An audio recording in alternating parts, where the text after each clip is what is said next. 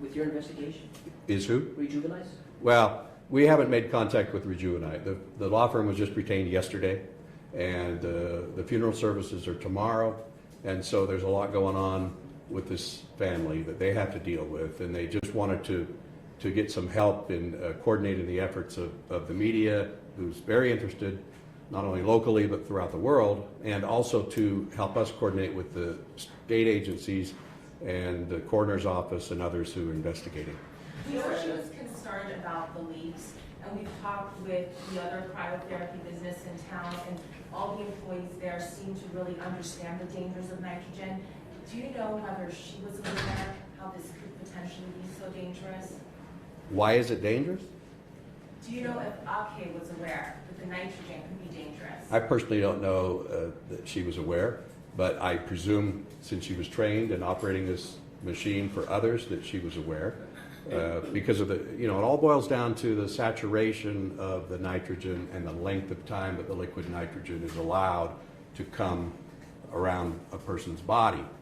Not only can a person freeze to death, but you can be overcome with too much nitrogen. Nitrogen's in the air that we breathe. It's right here along with oxygen. But too much nitrogen, of course, can overwhelm and cause one to pass out. In a case like this, how do you determine ultimately responsibility from the manufacturer, the machine to the business to whoever? How do you figure that out? Well, first of all, the coroner's office is still investigating. There's going to be regular reporting for cause of death, toxicology, other issues that may have come into play. In addition to just the simple fact that Chelsea was found dead the morning after and in a frozen state.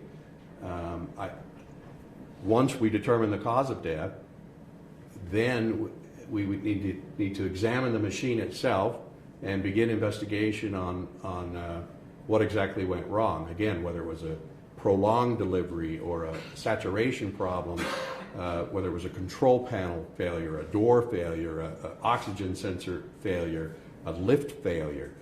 Many times in circumstances like these, it boils down to one simple failure. Sometimes there's a catastrophic failure of everything at once. I will tell you that, again, the suspicion, because of Chelsea's text messaging before the incident, was that there was something amiss with the delivery of oxygen, or nitrogen rather. She felt that there was too much nitrogen being gone through for the number of treatments that were being presented for customers, and that's the first red flag. But again, there are other issues that we need to look at. One thing can be certain, there's absolutely no reason why liquid nitrogen should be delivered for anybody beyond the 1 to 3 minute recommended dosage. So why would any machine allow itself through design or manufacturer to deliver nitrogen for a longer period of time? And speaking with the other business owner, he tells us that even when the machine turns off after the maximum amount of time, the 3 minutes, a little bit of nitrogen still comes out, but it really becomes trapped inside the chamber. Right. Our investigation has already revealed that even after the nitrogen dose is delivered, or if the tank, for example, runs out, that the chamber, even though it has an open top, remains cold. And we're talking very cold, even though it has an open top. So again, that's a potential issue that we need to explore. Like, why would a chamber need to remain cold if there's no delivery of nitrogen? Do you know the exact temperature that the chamber was set at? I don't know specifically what that is, other than the basic news that's out there already, that it's about minus 250 degrees at the extreme. Had she complained about, before those text messages sent 2 days before her death, had she complained about something being wrong with those machines before that? The only thing I know about is the issue of going through too much liquid nitrogen. What kind of lawsuits are possible now? I think one against the business. Is it possible that you guys also sue the manufacturer?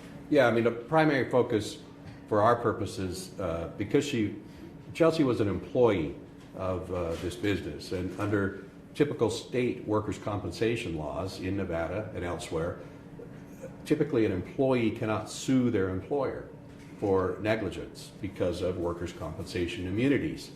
There are exceptions to that rule, and the fact that this business, I'm told, may not have had workers' compensation coverage for Chelsea, it may open the door for potential liability against them.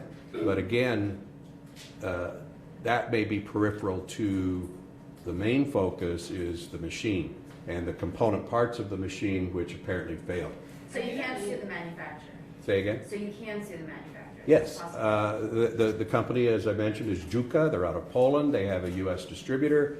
These machines are being sold, for about $50,000, and there are many of them across the country and throughout the world. Have there been any other incidents with these machines in the past? I don't know the answer to that. Certainly there have been issues with cold therapy in general, where people have been injured, have been burned. To my knowledge, I'm not aware of a case where a person has passed away because of the failure of the machine. And have you done any research into whether any other state agencies have done any investigation into this type of treatment, or if any states have regulation on the books? I'm not aware of that specifically, but I would hope that through this tragedy, there's at least some measure of regulation for the delivery of cryotherapy. You do have to have a license by the Nevada Board of Cosmetology. Isn't that some sort of a? Well, there's the issue of whether, the treatment itself is considered cosmetology, which has something to do with, treatment of the skin. That's cosmetology. I don't know, as I sit here today, as the family's attorney, whether that is this kind of treatment is cosmetology. That would be up to the state regulators to decide. But certainly it's an issue whether this is considered treatment of skin. It would be cosmetology. Are the other employees cooperating with you? We haven't discussed anything with any employees. Again, this is brand new for our law firm. We've been retained for less than 24 hours, but I wanted to have a meet and greet so that we can talk about these issues and kind of coordinate for the family who are getting deluged by multiple phone calls. How's the Aki family doing? Let me just say something. This is a very close family, and Chelsea's an only child. Chelsea was extremely close with her mother, Patty, who is devastated by this. But the family is rallying together. There's lots of family and friends, extended family and friends who have gathered in Hawaii for her service. Have you gone onto the property and examined these machines? I have not. But one troubling aspect of this is that we're getting reports that even after Chelsea's death, it was business as usual and the machine was still being used. I can't verify that. I've heard that as you have, but that's extremely troubling that this machine, which apparently caused the death of Chelsea, was business as usual for other paying customers. There's 2 machines in that business, and she was found in the seated one, correct? There's a machine in there that, there's sort of a facial machine. Are you referring to that, or there's one that's a multiple occupant machine? I'm talking about the cryotherapy chambers, not the facial machines. Right. So your question about the chamber itself? There's 2 of them, 2 machines? I don't know that. I do know the type of machine that she was found deceased in. Which one? Well, I thought it was a stand-up machine with the. Stand-up machine. I believe so. There are rumors that she had dropped something and then tried to pick it up. Is that something that you can confirm or not? That she dropped something? Yeah, A telephone, cell phone. a cell phone. Well, I don't know if she dropped it before or as a result of. That she was trying to grab something, which is the reason why she went up. I don't know that. I do know generally that she was found in a fetal position. Was there a cell phone in it? I don't know that. I do know that she was found collapsed at the bottom of the machine. We know she gave facials. Did she also give these cryotherapy treatments? And how long had she worked there? And how long had the business been open? I don't know that. I don't know those details. I do know that she was an avid health nut, workout enthusiast, that she had enjoyed her job as one of the managers of this location, and that she believed in this type of treatment. She found it useful for herself and others and shared it, and hoped to continue in her career in this. So it's possible that she did not give these cryotherapy treatments to people, that she just gave the cryofacials? I don't know that. As I sit here today, I don't know that. There was reports that she was found in ice. You heard anything about that? Yeah, there's conflicting reports. One report indicated to the family that she died instantly, that she didn't suffer. That's been retracted. Supposedly the coroner told that to a family member, an uncle. That's been retracted by the coroner, and that's awaiting all of the tests that they have to do for toxicology and autopsy and cause of death. But at this point, there is no belief that she died instantly. The reports of the young lady who found her indicate that she was frozen. Mr. Harris, will you spell the name of that manufacturer for us, please? It's J-U-K-A, Juka. You said it's in Poland? It's in Poland. If the machine did not malfunction, what are the legal causes of action you can hold this company, these owners, Well, as responsible? you know, we've seen already that the business has been shut down on a technicality, really. It's been shut down because of a failure to provide proof of workers' compensation coverage, which is independent of this incident. It's just that this incident drew attention to the business, and upon proof being requested of workers' comp coverage, they weren't able to provide it. So that's the reason it was shut down. But there's also an investigation by the Department of Cosmetology that is exploring whether, as I mentioned, any unlicensed services were provided.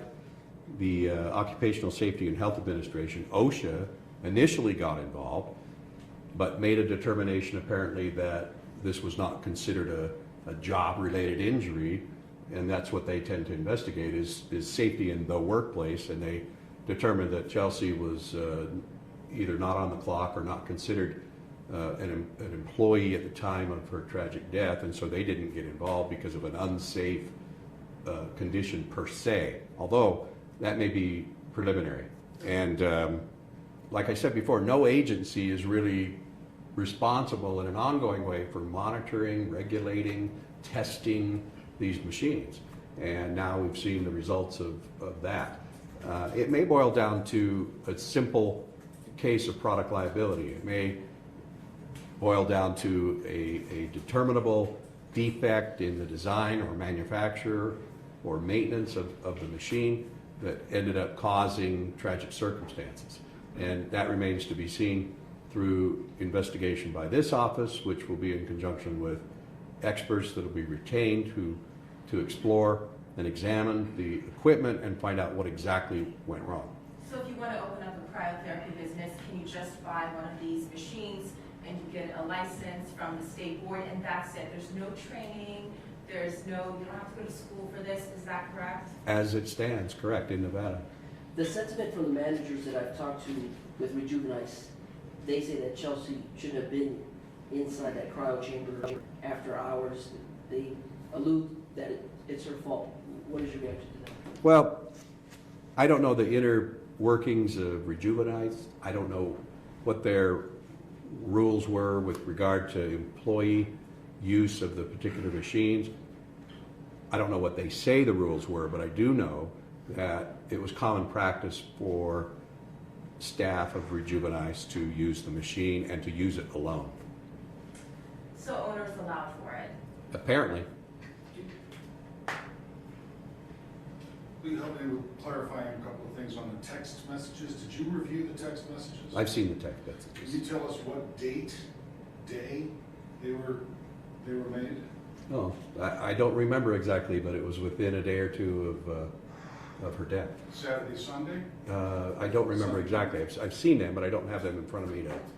I wouldn't share them with you yet, but I will tell you that it was in close proximity to her death. And recharacterize for us what you said they said? Well, there's a general exchange between Chelsea and her friend that talks about going through a lot of liquid nitrogen. You know, a suspected leak was I think she used the word leak, but whether that's a leak or a over-saturation or over-delivery of liquid nitrogen, I don't know. But it was of concern to her that they were going through a lot of liquid nitrogen. I don't know if you know this yet, it's still early, 24 hours, and do you know how this chamber works? How the nitrogen is delivered? I don't specifically, to be honest with you. Again, I know what literature I found online regarding this chamber and the control panel, but I couldn't tell you exactly the valve process for the delivery of liquid nitrogen. I don't know. Okay. Not yet.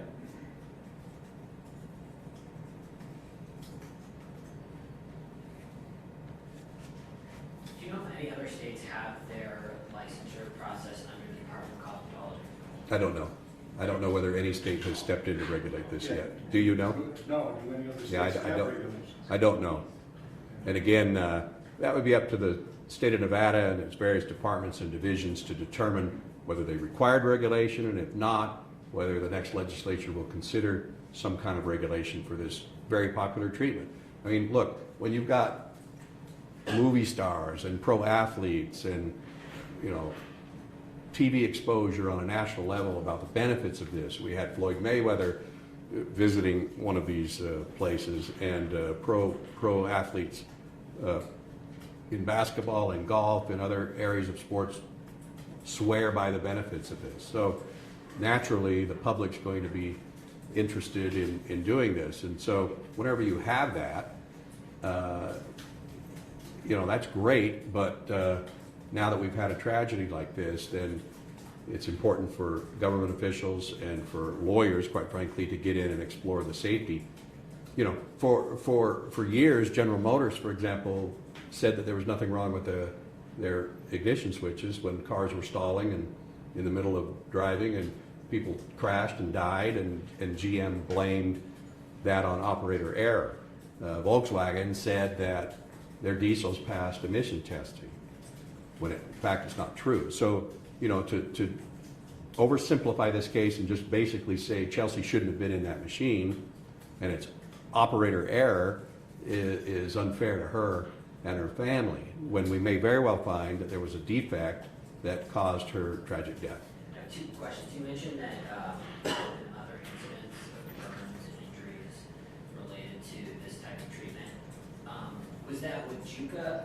No, what I meant to say is that, you know, whenever you have any kind of ice therapy, Right. there's actually a burn that could be associated with that. So you are like referring to ice baths? No, yeah, I was referring to ice packs specifically, and ice baths, literal ice baths. Right. But I wasn't referring specifically to any known prior injuries concerning the cryo sauna type treatment. Are there any known, just ask bluntly, are there any known prior injuries concerning cryotherapy? I don't know about any on this one, this type of machine. I do not know. Thank you, sir. All right, any other questions? Thank you. Okay, thank you for coming by. Go ahead and free up. All right. Let's stand up for a minute. Backs up.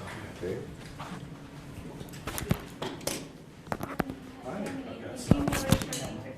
What's that? I came a little late. Oh, you did? Who are you with? Univision. Oh, okay, hi. Can I do an interview? Yeah. Sure. I'll brush up on my Spanish. Yeah. Hi. Yeah, you